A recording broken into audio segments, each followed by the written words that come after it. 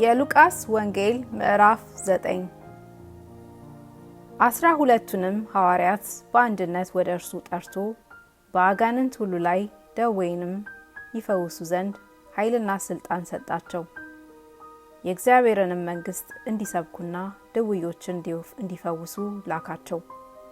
እንዲህም አላቸው፣ በትርም ቢሆን ከረጢትም ቢሆን እንጀራም ቢሆን ብርም ቢሆን ለመንገድ ምንም አትያዙ። 2 እጀ ጠባብም አይሆንላችሁ። በማናቸውም በምትገቡበት ቤት በዚያ ተቀመጡ፣ ከዚያም ውጡ። ማናቸውም የማይቀበሏችሁ ቢሆኑ ከዚያ ከተማ ወጥታችሁ ምስክር እንዲሆንባቸው ከእግራችሁ ትቢያ አራግፉ።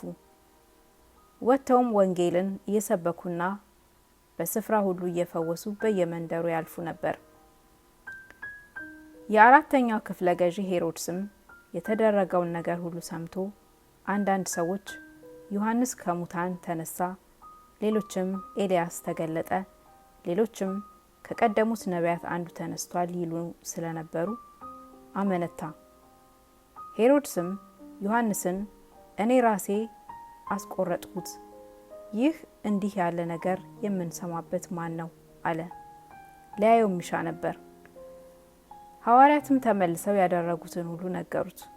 ከእርሱ ጋርም ወስዷቸው ቤተ ሳይዳ ከምትባል ከተማ አጠገብ ወደ ምድረ በዳ ለብቻው ፈቀቅ አለ። ሕዝቡም አውቀው ተከተሉት። ተቀብሏቸውም ስለ እግዚአብሔር መንግሥት ይነግራቸው ነበር። መንፈስ ያስፈልጋቸውንም ፈወሳቸው። ቀኑም ይመሽ ጀመር።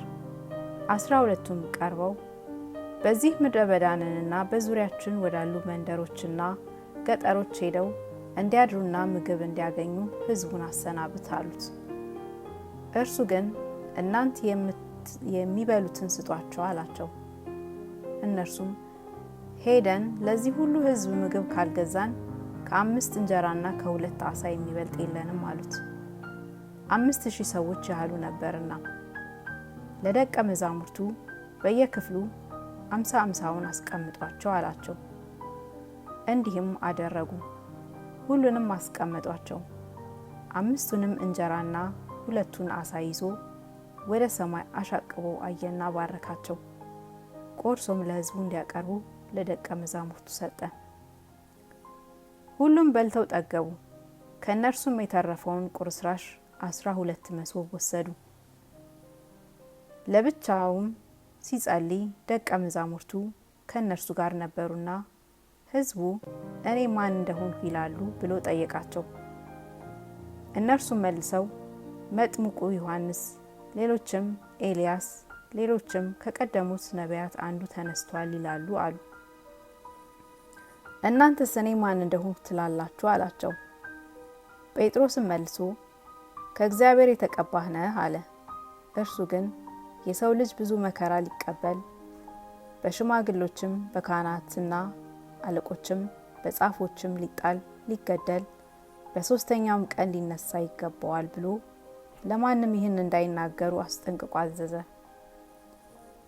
ለሁሉም እንዲህ አላቸው፣ በኋላዬ ሊመጣ የሚወድ ቢኖር ራሱን ይካድ፣ መስቀሉንም ዕለት ተሸክሞ ይከተለኝ። ነፍሱን ሊያድን የሚወድ ሁሉ ያጠፋታልና ስለ እኔ ነፍሱን የሚያጠፋ ሁሉ ግን እርሱ ያድናታል። ሰው ዓለሙን ሁሉ አትርፎ ራሱን ቢያጠፋ ወይም ቢያጎድል ምን ይጠቅመዋል? በእኔና በቃሌ የሚያርፍ ሁሉ የሰው ልጅ በክብሩ በአባቱና በቅዱሳን መላእክቱ በክብርም ሲመጣ በእርሱ ያርፍበታል። እውነት እላችኋለሁ በዚህ ከቆሙት ሰዎች የእግዚአብሔር መንግሥት እስኪያዩ ድረስ ሞትን የማይቀምሱ አንዳንድ አሉ። ከዚህም ቃል በኋላ 8 ቀን ያህል ቆይቶ ጴጥሮስንና ዮሐንስን ያዕቆብንም ይዞ ሊጸልይ ወደ ተራራ ወጣ። ሲጸልይም የፊቱም መልክ ተለወጠ፣ ልብሱም ተብለጭላጭ ነጭ ሆነ። እነሆም 2 ሰዎች እነሱም ሙሴና ኤልያስ ከእርሱ ጋር ይነጋገሩ ነበር። በክብርም ታይተው በኢየሩሳሌም ሊፈጸም ስላለው ስለ መምጣቱ ይናገሩ ነበር። ነገር ግን ጴጥሮስና ከእርሱ ጋር የነበሩት እንቅልፍ ከበዳቸው። ነቅተው ግን ክብሩንና ከእርሱ ጋር ቆመው የነበሩትን 2 ሰዎች አዩ። ከእነርሱም ሲለዩ ጴጥሮስ ኢየሱስን አቤቱ በዚህ መሆን ለእኛ መልካም ነውና 1 ላንተ፣ 1 ለሙሴ፣ 1ም ለኤልያስ 3 ዳሶች እንስራ አለው። የሚለውን አያውቅም ነበር። ይህንም ሲናገር ደመና መጣና ጋረዳቸው። ወደ ደመናውም ሲገቡ ሳሉ ፈሩ። ከደመናውም የመረጥኩት ልጄ ይህ ነው፣ እርሱን ስሙት የሚል ድምፅ መጣ። ድምፁም ከመጣ በኋላ ኢየሱስ ብቻውን ሆኖ ተገኘ። እነርሱም ዝም አሉ። ካዩትም ነገር በዚያ ወራት ምንም ለማንም አላወሩም። በነገውም ከተራራ ሲወርዱ ብዙ ሕዝብ ተገናኙት።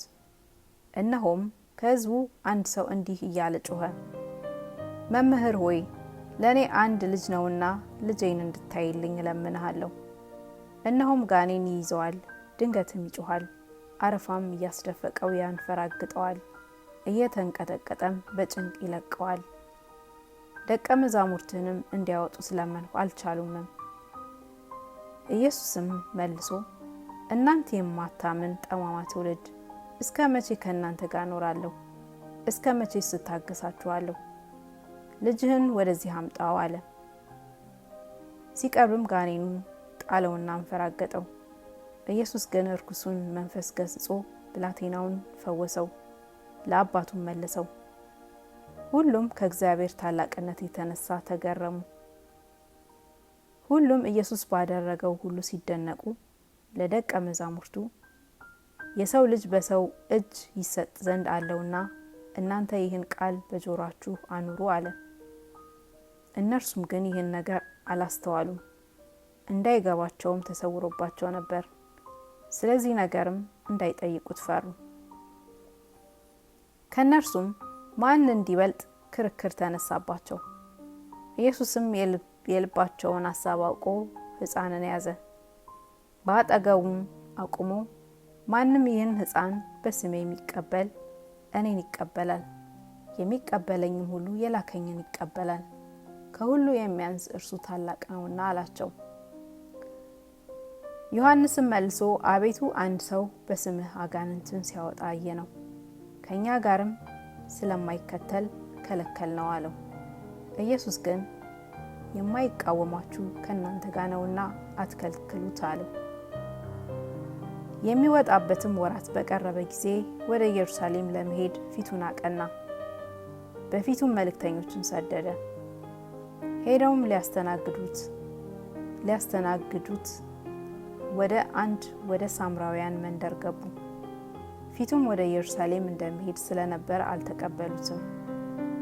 ደቀ መዛሙርቱም ያዕቆብና ዮሐንስ አይተው ጌታ ሆይ ኤልያስ ደግሞ እንዳደረገ እሳት ከሰማይ ወርዶ ያጠፋቸው እንል ዘንድ ትወዳለህን አሉ።